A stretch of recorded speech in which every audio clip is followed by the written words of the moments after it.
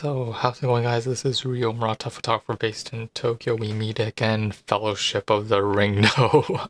So, bear with me for those who are watching my video. This is going to be the longest video probably that I posted onto YouTube, and there's like so much to explain. So, let's get into the details. NPI actually stands for Nippon Photography Institute, which is basically a photography school based in Tokyo, Japan. It's located in Shibuya, in between Shibuya Station and Ebisu Station. It's actually closer to Shibuya, but surprise, surprise, I actually went to this school and graduated. And I'm thinking of making a video of this school in particular, but as long as I don't procrastinate, I mean, I should like commit to it sometime and allocate some of my time in making that video. So this school in particular, unlike any other types of school, not sure about photography schools outside of Japan actually, consists of like different majors in photography. I majored in commercial photography specifically, and I just love that subject.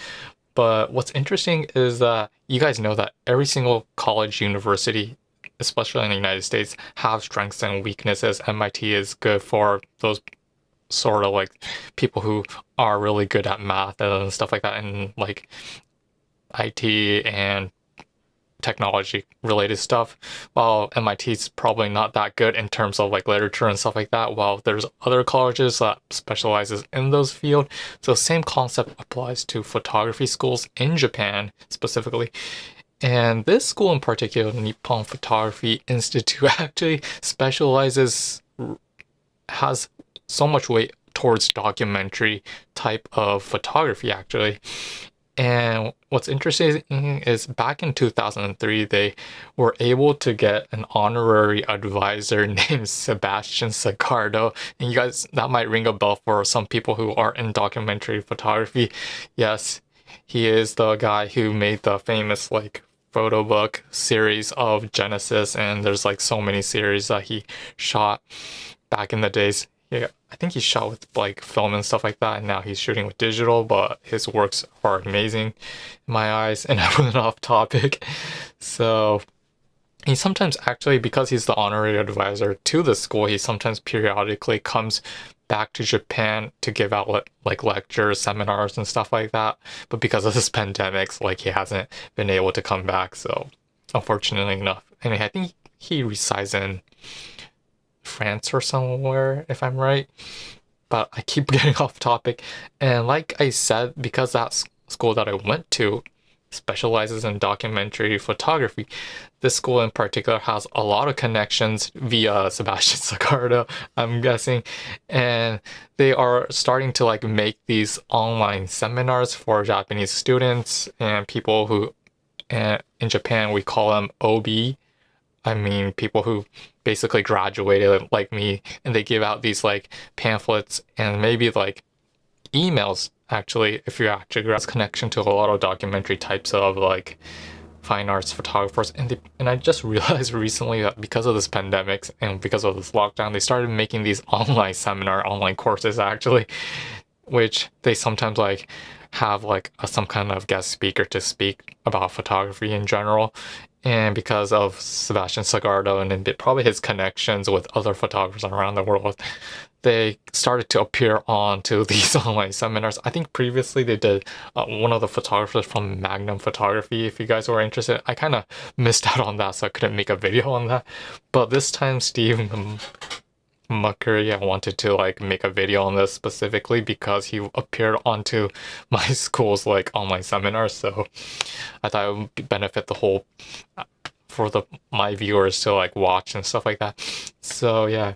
Oh yeah, going on back to topic, Steve McCurry, this actually was actually more like a Zoom type of conference online seminar, and he basically talked for like 1 hour, and the participation fee was just not $1, was just $10, which I thought it was like really, really cheap actually. And I basically sort of like sent my school an email, and I sort of like forward a PayPal, like $10 PayPal like check to them, and they basically shot me sort of like a URL password for the Zoom conference, and you basically punch that like password URL into the Zoom conference, and you basically are allowed to like join their like online seminar at a specific time actually. And he basically talked for like 1 hour or so. That video, he basically talked about the important like aspects of photography, what he believes are the key points and stuff like that. And it was like hard to like think of how to incorporate that video into my like YouTube channel. So, and I don't want you guys to watch 1 hour of footage, honestly. That's backbreaking. So I basically made jump cuts, like small cuts, edits that I personally thought were worth mentioning in my channel. And at the same time, because he's an American person who speaks, I think, only English, there was a translator who basically translated from English to Japanese, but I didn't want to put that Japanese part into my video, so I basically like removed those parts. So there are areas that's gonna sound a little bit iffy, but bear that in. And on top of that, I also made some kind of like time links in the description below for you guys to like jump to that specific part. Obviously, it was just like a 1 hour seminar, so he didn't go into super deep depth and detail, but he sort of like raised the surface of the key principles in shooting, what he believes to be the fine arts of photography. So keep that in mind. So yeah, let's get to the online seminar.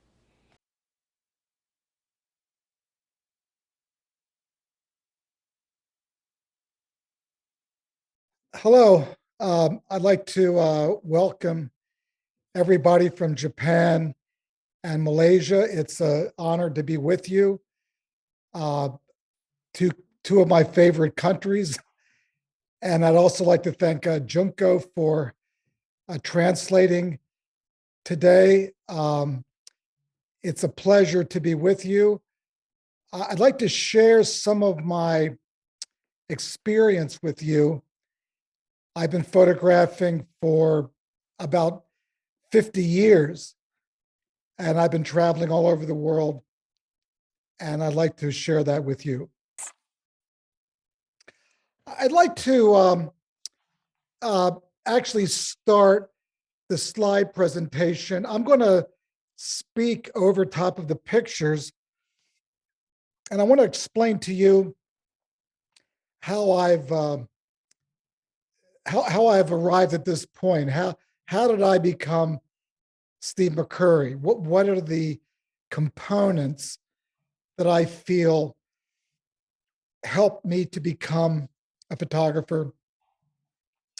Worked with Magnum Photos for many years, and I've traveled the world. I've done maybe 20 books. So let's go ahead and start the pictures. So we'll start the pictures. I started my career studying actually cinematography or film, but I also was very interested in photography, and I decided to go in the direction of photography because it was a chance to work spontaneously. I was able to work alone. I was able to travel freely. And I think one of the main points that I would like to explain to you of my journey in photography was that a lot of time, a lot of practice went into it.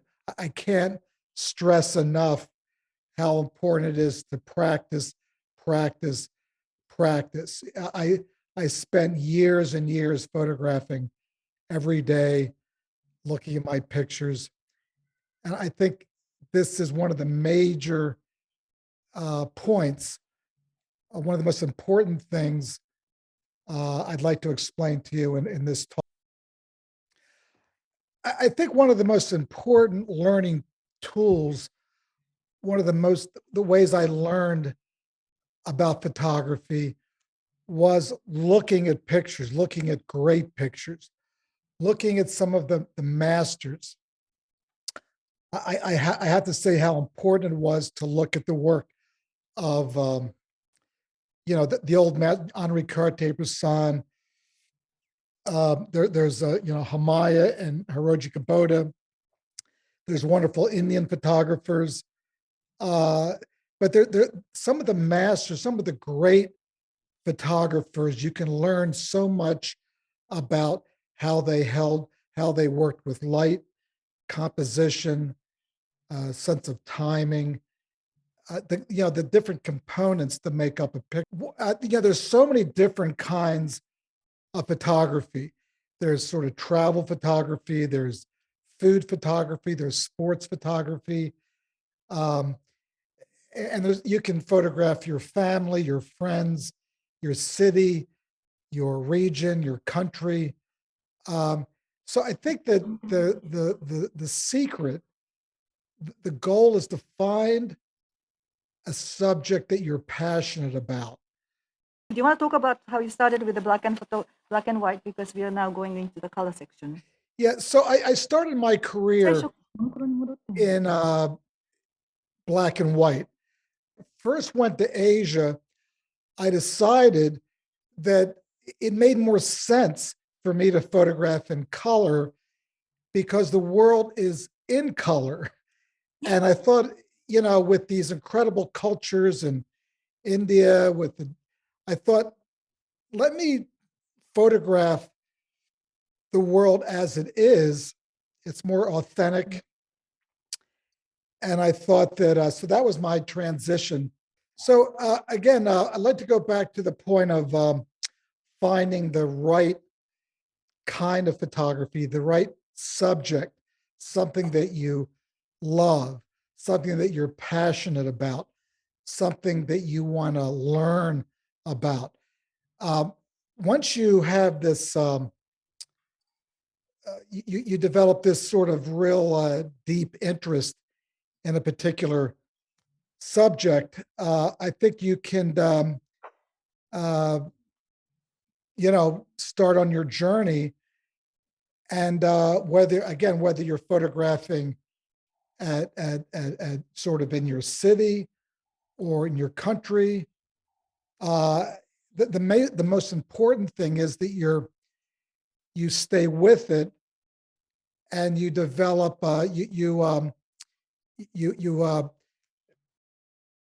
concentrate on developing your style, examining the light, practicing composition.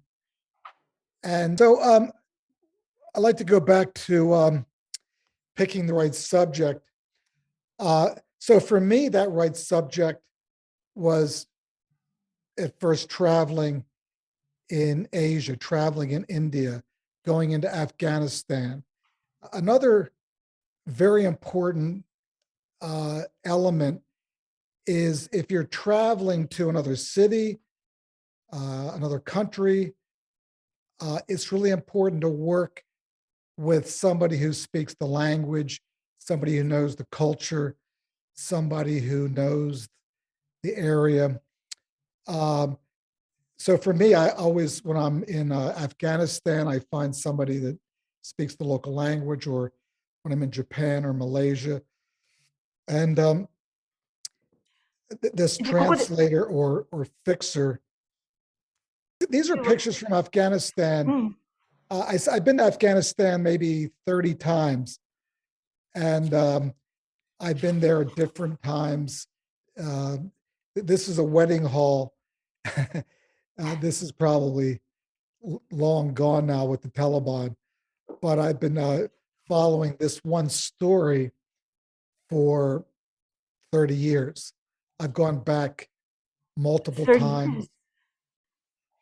So yeah, I went there so many times. So I think it's really important to again find a subject that you care about, that you're passionate about, and really dig deep into that subject and go back over and over again.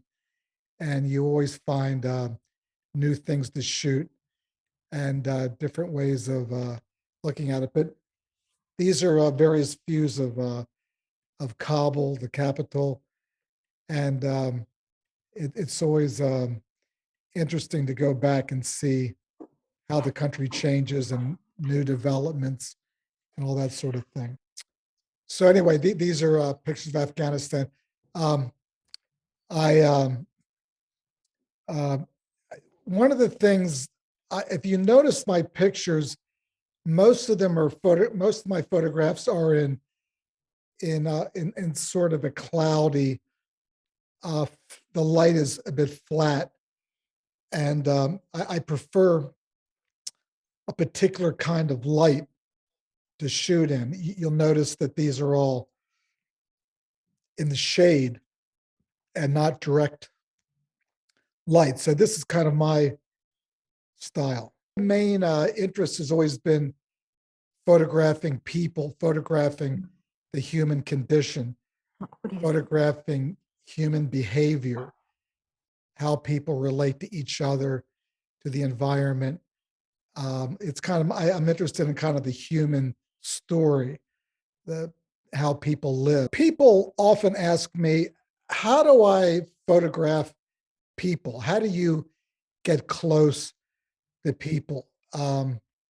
What's your secret to getting close to people? And I have to say that most people are interested to be photographed. Most people are happy to cooperate. So you can't be shy. You can't worry that people are going to not want to be photographed. So yeah, we're talking about photographing people. You have to have a certain amount of courage, and you have to sometimes ask people if they'll agree to be photographed. It's just something you have to have some courage and just What about the iPhone? Eye contacts. Oh yeah, yeah. My style has always been to have a direct eye contact with my subject. I don't know. It's just the way I like to see people. It's my style. So I think it takes a while to develop your own style. Your own style comes from practice, uh, thousands of hours of practice, and eventually you'll get your own voice, your own way of seeing, your own light. The composition will be something that you'll become comfortable with, but it takes time. It takes practice. I can't stress that enough. That in all the years that I've been photographing, I would always get up very early in the morning, sometimes before sunrise, and I would go out and work the whole day until sunset.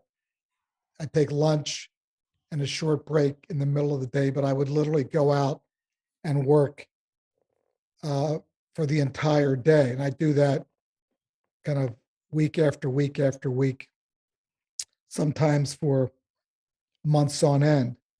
So again, the idea of practice and hard work and passion, and this is, I think, some of the ways that you can eventually get the confidence that you need to go out and do wonderful work. Well, when you're traveling in different countries, it requires different skills. If you're traveling in Afghanistan, you're going to have challenges with perhaps if you're in the countryside, hotels and the food, and sometimes you have security issues. Um, Sometimes when you're traveling other countries, you have to always be sensitive about the culture and not to offend anybody. I mean, each country has its own rules of behavior and manners. So this is something that a guide, a translator, an interpreter can help navigate. So find a really wonderful interpreter translator to work with. Also, another important point is research. It's always good to research an area and find out sort of what the important places are, and when to go, and to really get an understanding of what's available to photograph. Take a place like Kyoto as an example. I mean, Kyoto is a very rich city with gardens and temples and monasteries and all that. And whether you're in a place like Kyoto or New York or Kuala Lumpur, you need to have some understanding of the location before you get there. So when you arrive, you can have a good start. Yeah, a lot of the pictures you're looking at are a result of wandering, sort of aimlessly, sometimes wandering, and just discovering a place, driving down the road or wandering the streets of a city, and just discovering this, this sort of serendipity, this unexpected, this looking for surprises, is something which is important to really just sort of wander, not be so planned. Sometimes you just want to be free to go wherever you want. One thing we could talk a little bit about on this picture is just the technique and the light and the background and some of these components. Most of my light is natural. It comes from the window or whatever. And so this is just the sunlight from the outside of the tent. And the background is just the interior of this tent. I think the easiest solution to lighting can be just using what's there, just using the available light. And I think with portraits, it's always good just to try and make them as natural and genuine as possible. I think you get the best result that way. So I think that's, I mean, we can talk later. I know you might have some questions, and I'd be happy to take your questions later. But I think this success of this portrait is that it's so natural, and you get a real genuine feeling of this other person, this person that is a refugee, is an orphan who's living has been living in a war zone, and I think this is a picture which helps to show that humanity. And okay, so there we go. This is her as a 30-year-old woman. This is 17 years after the first picture. I've been to India many times, and there's so many incredible things to photograph. Again, look at the light on this picture. I think it's really remarkable. And yeah. So again, I'm always looking for interesting faces, interesting portraits. Again, if you look at always try and make sure the background is interesting. I always love this picture of this man riding on top of the train. I spent many months traveling by train in India, and it was one of my favorite stories of this train journey across the subcontinent. Practice, and perfect your craft. And it doesn't matter what kind of camera I take a lot of notes, by the way. These are notes from my. 止まってもらっていいですか？ I spent about 3 months in Angkor Wat, アンコールワットでは3ヶ月過ごしました。 and I photographed the temples. It was again, I think you need time to really dig down deep into your subject. やっぱり被写体を掘り下げるには非常に長期間時間をかけるということが重要だと思います。 Yeah, so I some dancers and some anxious. This is okay. Now we're in me, but I have to say that the it's not the camera. I have friends who do incredible photo projects with just a simple cell phone. So it's not about the camera; it's about the eye behind the camera. You could use a Canon or Leica or Pentax or Nikon. It's not about the camera. It's about your vision. It's about the photographer's vision and their just to continue on that thought. So it's about practice. It's about dedication. It's about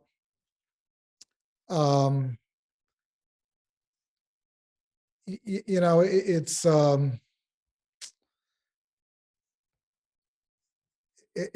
I think it's about finding your own. I think it's about commitment and follow through and being ready to say, you know what, this is my love, my passion. I'm going to follow it for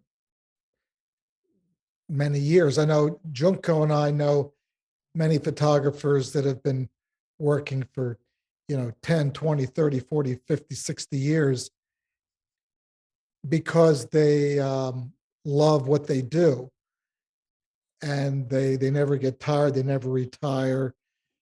They're just this is their art, this is their life, and they just love to make pictures. So I think that's really having that attitude, having that mindset, that commitment, and then just stick with it and study your craft. Again, the light composition, timing, and all of these things. And I think that you'll, in time, achieve a wonderful result. Also, show your pictures to your friends, to your family, to your colleagues. Try and maybe meet some accomplished photographers and get some feedback. See which pictures your friends and family respond to, and get that feedback. Get some communication going. I think that's important. You want to say goodbye? Well, I'd like to thank everybody. I hope everybody's still with us. Again, it's a pleasure to be with you. The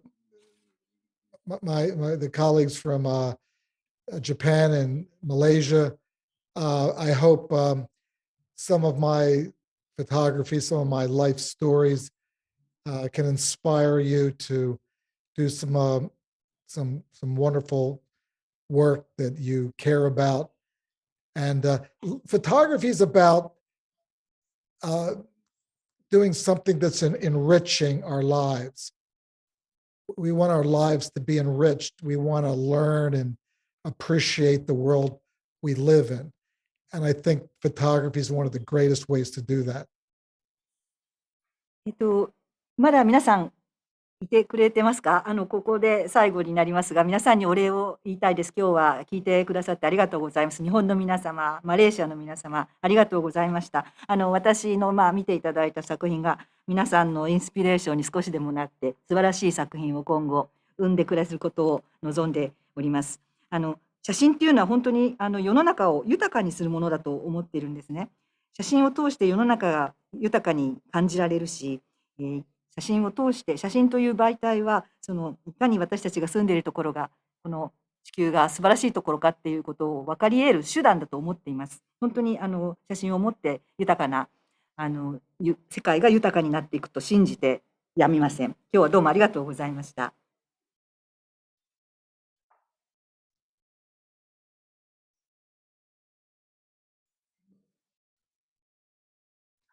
Thank you.